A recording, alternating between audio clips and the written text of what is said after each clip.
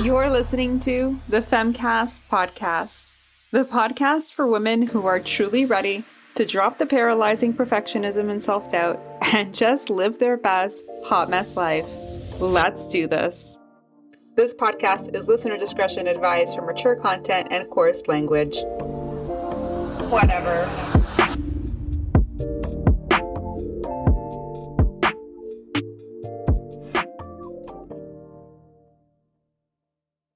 Hey you guys, what is up? Welcome back to the show. I'm so excited and grateful to have you here.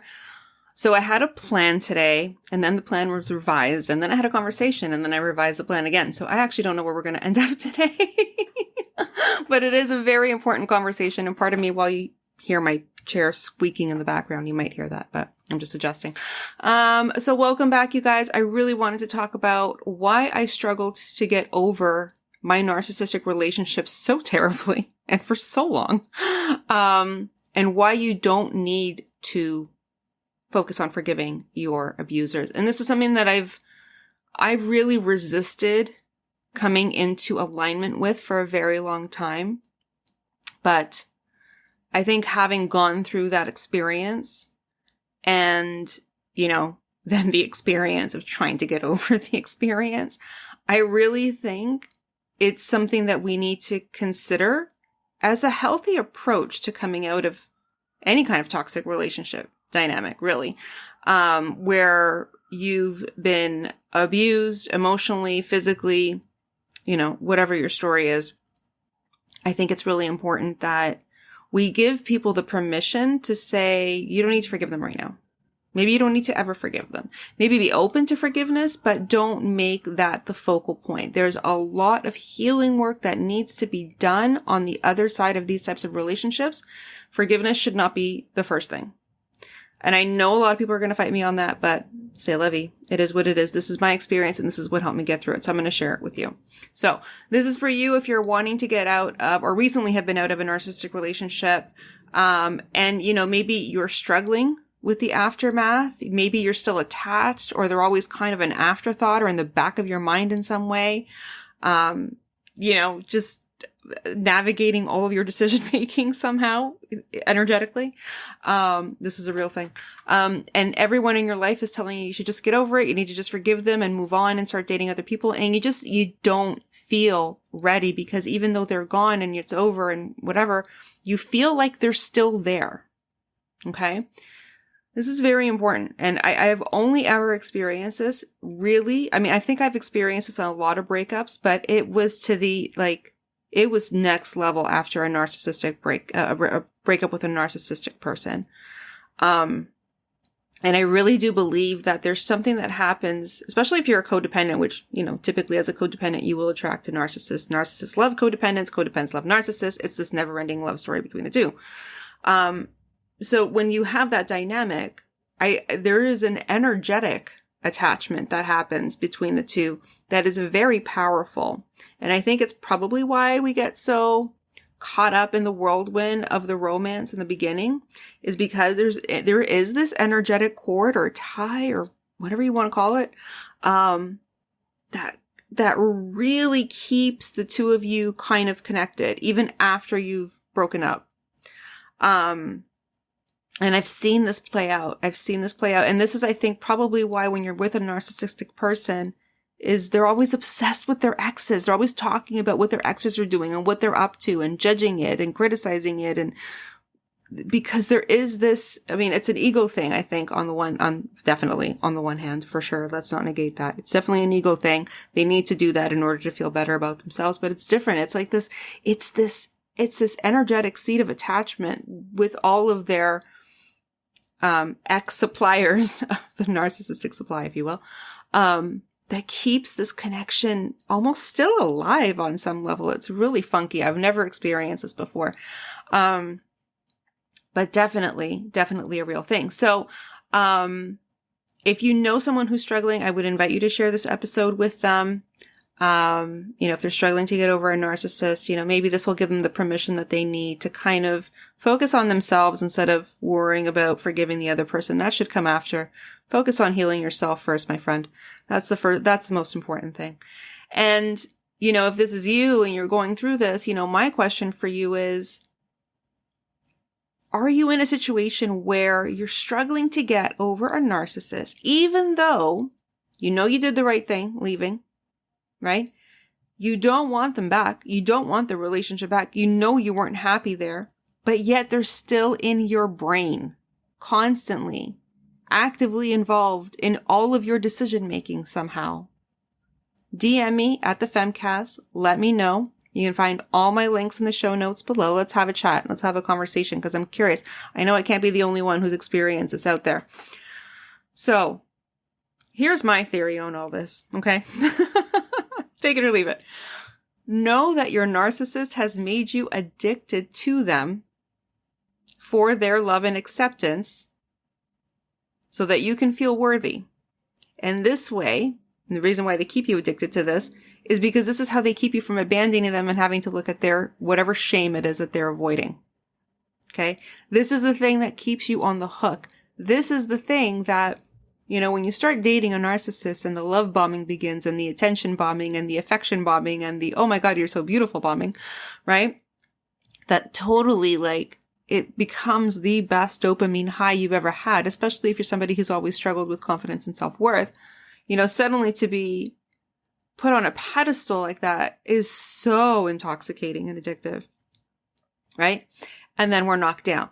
We're knocked down when the whole devaluation stage of the relationship begins, right? And so as a codependent and I'm talking about myself, as a codependent who struggled with her self-worth and who struggled with her confidence, her entire life, and I think I mentioned this in the last episode, when he introduced me to the grandiose narcissist in the beginning who showered me with affection and love bombs and effort and attention and affection bombs, again, dopamine high, I got so addicted. It felt so good. And I believe that that's who he was. And then when the devaluation began, right, which didn't take very long actually, and it happened so subtle, it didn't take long to start, but it took a long time to really evolve, right? It's very slow and methodical, the process. So as it begins to happen, I found myself, and I'm pretty sure I shared this in the last episode, I found myself blaming myself. Oh my God, this person is such an amazing person. He's so loving. He's so adoring. I must have done something wrong. So after months of, I must have done something wrong, I really start to believe that I am the problem in the relationship, right? So I start to believe that I'm the problem in the relationship, and I'm also fighting to prove that I'm worthy of the love bombing and the attention bombing and the affection bombing that I got in the beginning, right? So I'm working really hard to get that back because I need my fix. We need a supply just as badly as they do, right? And they know that as long as they cut us off from that supply, they will keep us on the line. That's why narcissists and codependents go together like showers and rainbows. Okay? Sun showers and rainbows. I swear to God. Although it doesn't feel like sun showers and rainbows. It's quite the opposite. But you know what I'm trying to say, right? So for me, it almost became hardwired that I was addicted. I became hardwired addicted to this person. So even after the relationship ended, the addiction for their approval, for their love bombing, for their the attention bombing, the affirmation bombing, all of that was still very much alive and active within me, right? And I read a meme and I shared it with one of the Facebook groups that I'm in where I've made some really solid relationships. I love Facebook group for meeting friends, by the way. It was a meme about, or a reel about how if you're in a relationship with somebody, it takes you half the length of a relationship to really get over them.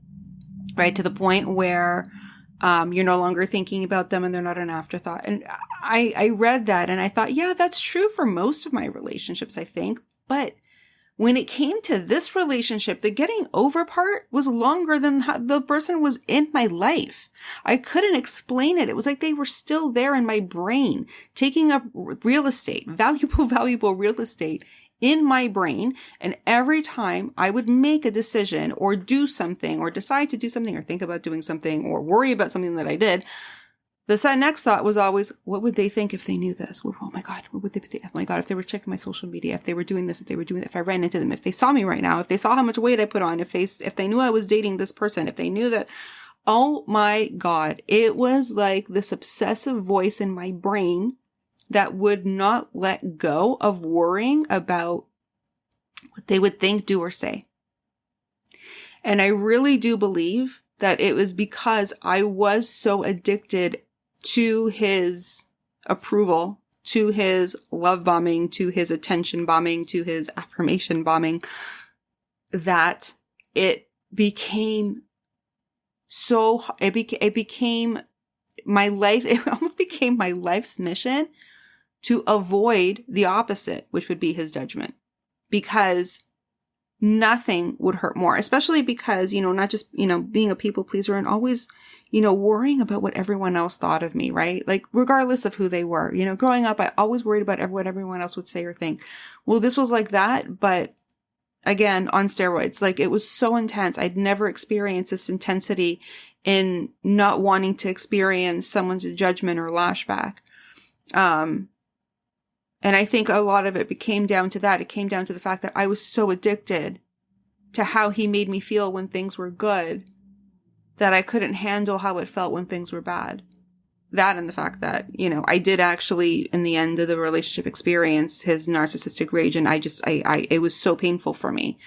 I think that was probably one of the most painful relationship experiences I had ever had, because you literally feel like your limb is being cut off. When you're attacked that way. So, and it actually, it's something that stayed for quite some time. And I think, at the end of the day, we have to remember, and I think this is what makes forgiveness, so difficult, is that this relationship changed you. There was the person before you were in a narcissistic relationship, and there is a person that you are after. And I think that the biggest mistake that we make, right? And I had this conversation with a friend who recently broke up with a narcissist. And she said, I just want to go back to being the person I was before I met them. I just want to go back to feeling like myself again, to feeling confident again, to feeling inspired again. I don't want to feel like I'm feeling right now. I want to go back to who I was before. And I said to her, please listen to what you're saying. Okay? Because the person that you were before is the person who attracted him in the first place. So why on earth would you want to go back there? You feeling me right now? Like, don't be worried about going back to the person who was there before, who you were before. Worry about who you are now. Worry about how this relationship has transformed you.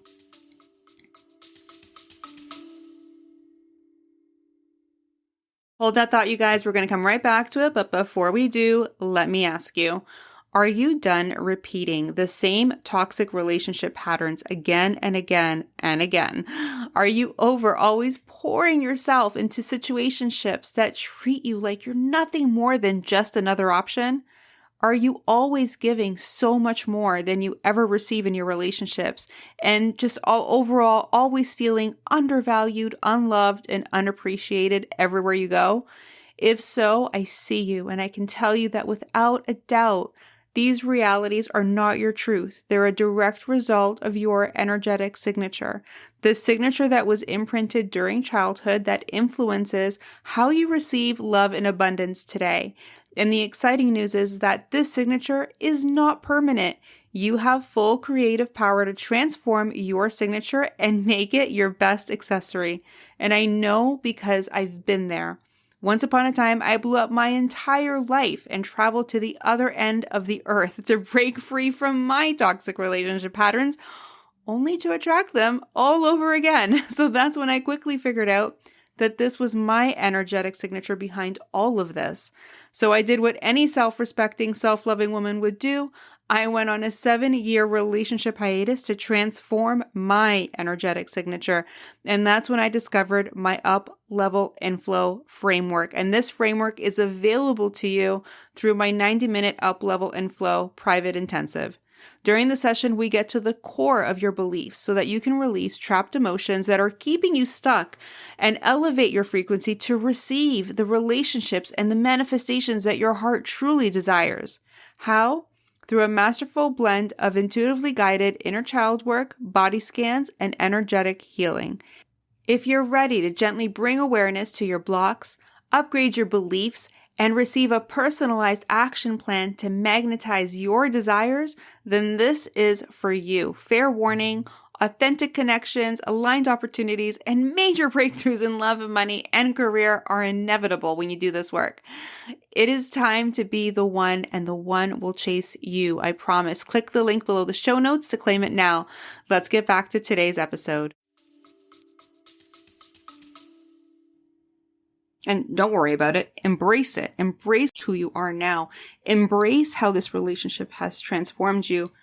And, step into what life looks like on the other side for you. So if it's different, well, how is it different?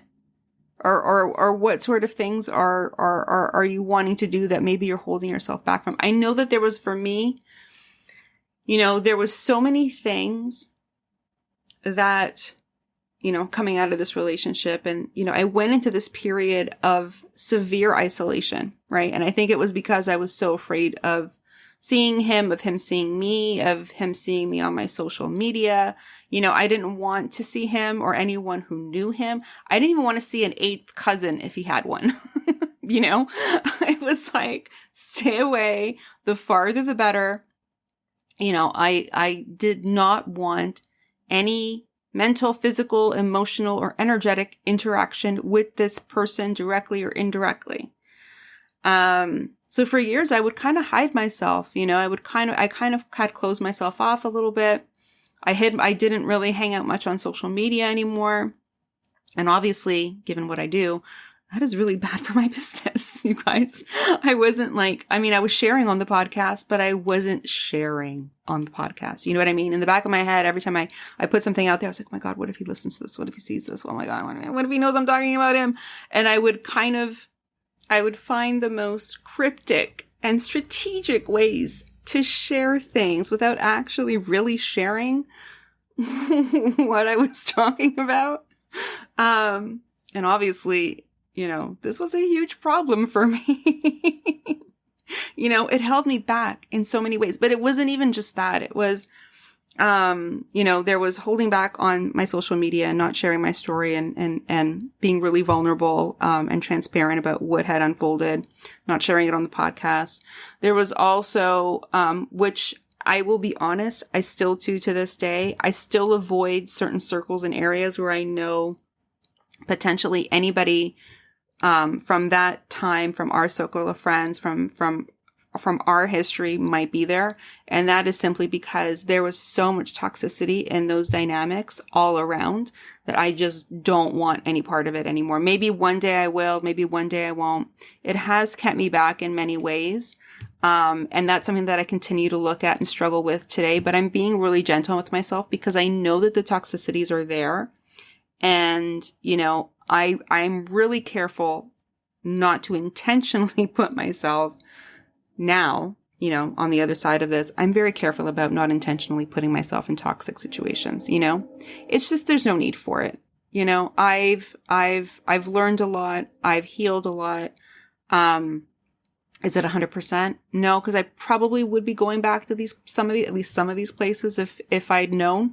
It was a big part of my life and my story and something that I really enjoy. But I'm also at a different stage of life now. I'm also, much farther away than I used to be. And it's not as convenient to go to a lot of the places that we used to go to, even though I loved them at the time. So there's a lot at play, but definitely something for me to continue to look at, I think, as I move through this evolution. So To be continued. But then even things like, obviously, time has passed, we're all older, wiser, our bodies have changed, our faces have changed. I think part of me always fears, running into them again and, looking so different than I did at the time. Cause, we were obviously a lot younger and, my lifestyle was very different than it is now. So, there's always this almost icky feeling of like, that held me back for so long of like, well, what if I run into him looking like this? I don't want him to see me like this. And then one day I was like, fuck this. Like, I saw him last time. He ain't looking so great, but not that it should be about that. But I mean, that helped me make me feel better just a little bit. But at the end of the day, it doesn't matter what they look like or what you look like. It's all about how you feel and how you're living your best life, and I think that when we do that, it doesn't matter what's happening on the outside. I think what's happening on the inside becomes so much more powerful and potent, and magnetic that, these things, yeah, they may come up and, we may have a little bit of anxiety, but we move through it. We move through it. We come back to like our magnetic self and what's important instead of dwelling on things like that, And it's normal. It's normal as we get older to feel a little bit self-conscious about our bodies. So I don't know if that's a side effect of the relationship or just a side effect of where I'm at my age, but I do know, that I don't worry as much about other people as I do this person, because I remember how critical he was, not just of me, but like of everybody. So, and I fear that, like, I fear the criticism. Like I genuinely fear the criticism, not so much now as I did before. But it's there, like, it's still there sometimes. Like, I still wonder, I still wonder, it's still an afterthought sometimes. And I have to catch myself and say, no, babe, like, that's over. You are enough. Like, he will have something to say regardless of what you look like, what you do, who you're with, how much you're making, or what you're spending. He will have something to say about all of it.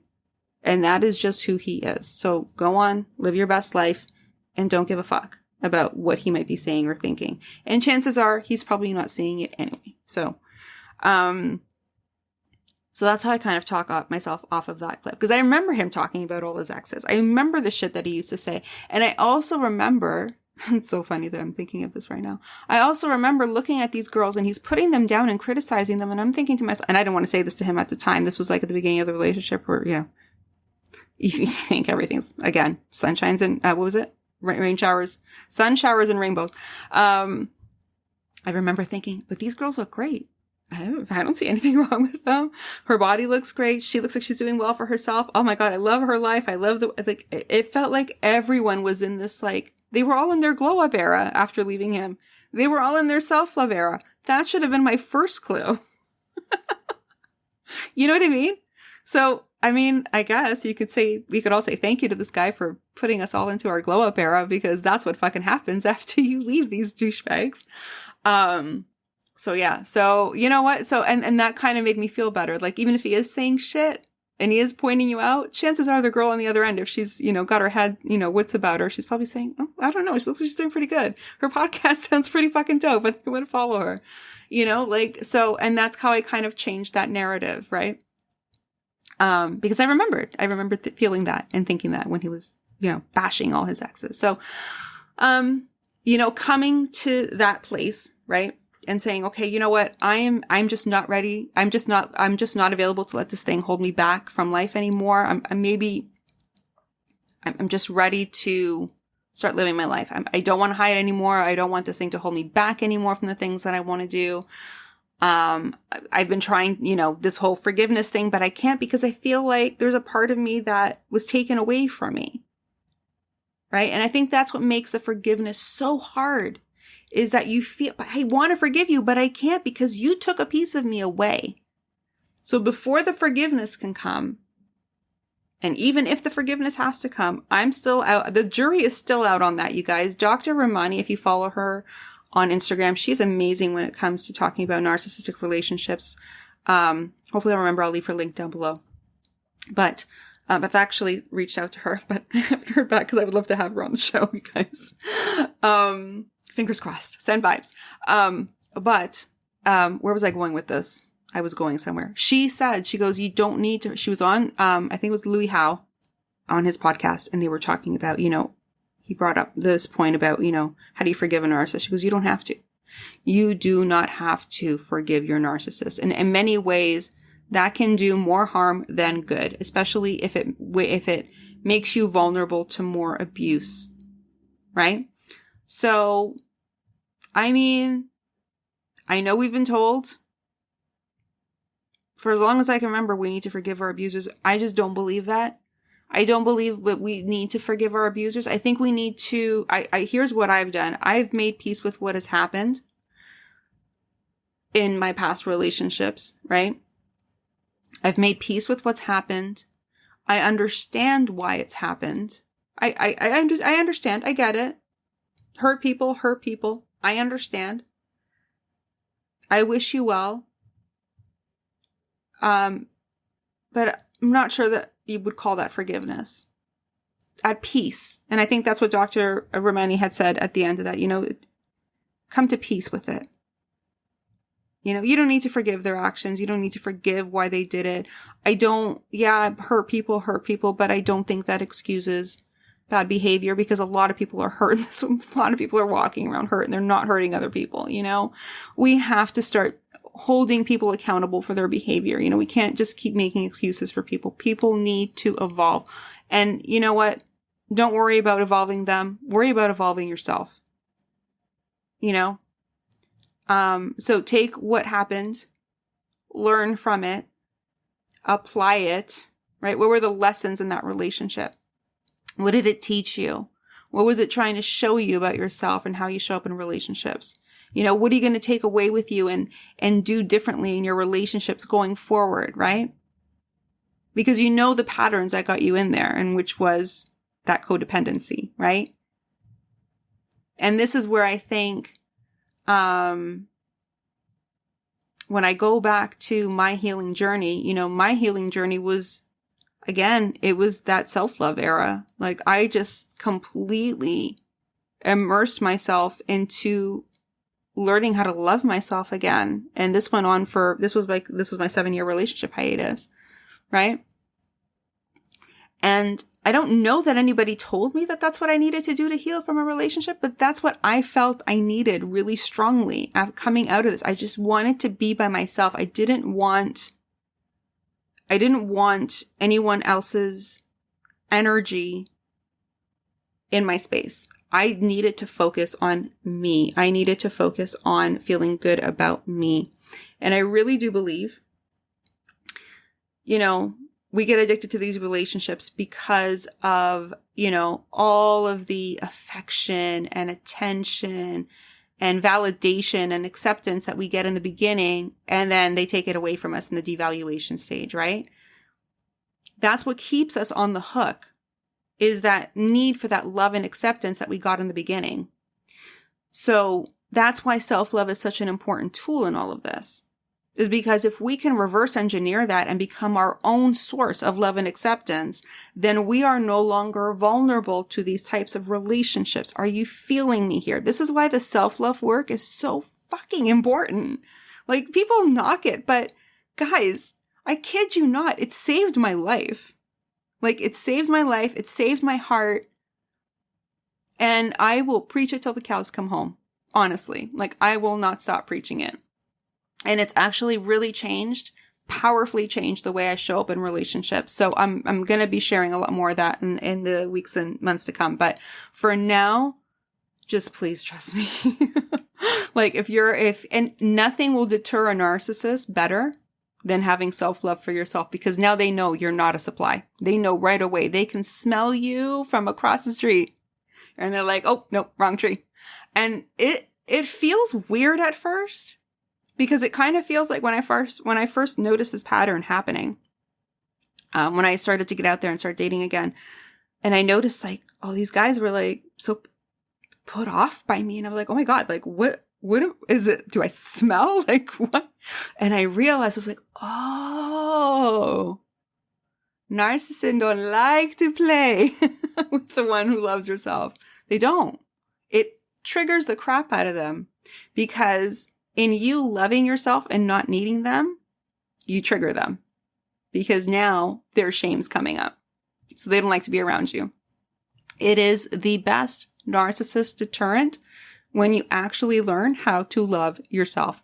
Please trust me on that. Take it out for a pit spin. Take it for a test drive. Let me know what happens. Okay. Moving through that experience, obviously, recognizing, I went back, I did the self-love work.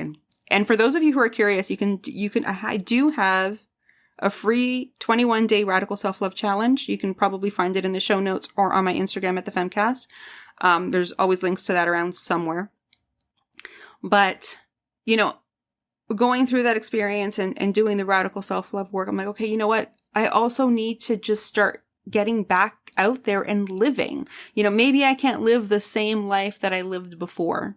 Maybe it's changed. So be it. But who am I now? What do I want now? What am I craving now? What am I desiring now? And what are those things that I'm saying no to myself to? And this is very important. What are those things that I am saying no to myself to because I don't feel safe doing them because of how this person might respond, right? Make a list of all those things. What are you holding yourself back from? Where are you hiding and not showing up fully?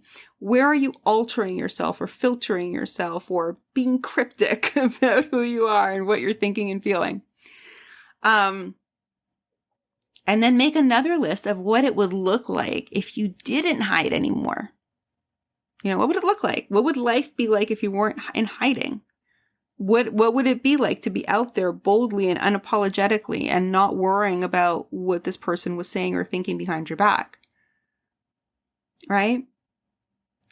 And recognizing and this is the important question, and I really had to sit with this for a minute, recognizing, how do I put this? The outcome of living your life that way. What are the results? What does living your life that way gift you? And I say gift because it is miraculous, right? What do you get out of living your life this way that you are keeping yourself from for fear that they might see you, right? So for me, it was my podcast. It was my purpose. It was my mission. It was how I wanted to help people. It was my business and the success of my business. All of this was hinging on me not hiding anymore and not being afraid to say what happened for fear that I might run into him again and he would be pissed. And I understand not every narcissist is alike. And I will put this out there as a caveat. Not every narcissist is alike. There are many different types of narcissists. In this case, he was a very grandiose narcissist, damaging mentally and emotionally, not so much physically, but I understand that there is a physical fear that comes with being with a narcissist as well, especially if I believe it's a malignant narcissist, but I can't really remember. But, keep your safety in mind. Always seek out support. Again, this is just from my experience. I am not a psychologist. I am not a therapist. This is just how I handled it. So be mindful. You know your situation better than anyone else. If this person is dangerous, maybe take a different approach. But this is what worked for me. So I made a list of what could have been true for me in my life and how opening up myself and allowing myself to be seen would mean for me. And now my need for this person not to be angry with me diminished because I'm like, yeah, but look at all the stuff I get if I don't worry about that anymore. Am I really willing to give all of this up so that this douchebag doesn't have anything bad to say about me? No. And even if I run into him again, I will fucking handle it. If he's got a few choice words for me, so be it. It wouldn't be the first time. I got over it before. I will get over it again. And this time I will feel, and I know that I've changed how I felt because I have changed how I show up in relationships. I will see his trigger a lot differently. Or Or maybe he's grown and I don't know. Maybe he's realized the errors in his ways. Who knows? Miracles are possible, my friends. I really don't believe narcissists can change. That's actually been confirmed that they don't change because they don't seek help. Because they don't realize they're narcissists. They don't think they're doing anything wrong. It really is like a whole mixed bag of Anyway, but it comes from wounding, right? So we have to remember it comes from being wounded. It comes from shame. It comes from a fear of abandonment and rejection that is so deep. But we can't we can't be the sacrificial lamb in someone else's healing. We can't. We have to worry about our own healing. We have to worry about our own healing and our own well-being and let people deal with their stuff. Okay. We cannot take on that accountability. So after making this list and getting really clear that, okay, well, I'm holding myself back in these ways because I don't want this person to say anything, but, holding myself back means that I'm depriving myself of all these dreams and aspirations that I've been wanting for so long. So is it really worth not taking action anymore? So where am I ready to take action? So one by one, I started to give myself the love and acceptance that I needed from him. I started to give that to myself. And that's really where the self-love work became very powerful, right? So I encourage you to take that 21-day radical self-love challenge if this is something that, really resonates for you. Totally free. And it's all you get. If you sign up for my email, you'll get all the links to all the videos and the exercises and everything. It's super simple. But I gave myself the love and acceptance I was seeking from him. And in doing so, I was then able to go out and start doing some of the things because I no longer needed his love and acceptance. I had my own motherfucking love and acceptance, y'all. I didn't need nobody else's. And that is really the beautiful thing. And that's where doing the self-love work is so powerful, is it breaks that addiction, that codependency, that need to have someone else validate you on your behalf because you are now self-sourced. You now have access of your own love and acceptance. So you don't need to bend over backwards to fetch that anywhere else. And if it comes to you, great, enjoy it. Make it beautiful. Make it mean something and savor it and appreciate it, but know that you don't need it. And that is the most empowering way to show up in any fucking relationship. I don't care who it is. So the lesson in all of this, my friends, is when we give the love and acceptance that we are wishing for from others to ourselves, we are free from needing it and finally free to be ourselves. And I know that this is something that I always had this desire to feel free, and I didn't know what it meant because I had a free life. There was challenges like any other life, but there was no religious persecution. I wasn't persecuted because of my race or anything like that. I had every opportunity available to me, but yet for some reason, I always craved freedom. And I couldn't explain it to anybody. And I realized that one day it was just the freedom to just be myself. So there you have it. So if this resonated with you, like I said, go ahead and take that 21-day radical self-love challenge. Or if you want to dive deeper with me, you can go ahead and book your very own 90-minute intensive where we'll dive really deep into some of your relationship experiences and beliefs that are leading you to go down these rabbit holes with toxic and narcissistic partners. That is all for now, you guys. Stop waiting, chasing, and convincing them to choose you. Choose yourself and become a magnet for healthy love, the kind that chooses you every single time. If you love this episode, it would mean the world to me if you would leave a positive rating and review on Apple Podcasts or Spotify or wherever you're listening to this episode. And don't forget to engage with me at the Femcast and let me know if you're going through something similar. And if you're letting your ex-narcissistic relationship hold you back from living your best life, and if so, how? Because I'm really curious. Hit me up at thefemcast.com. That is all for now, you guys. Until next time, massive love.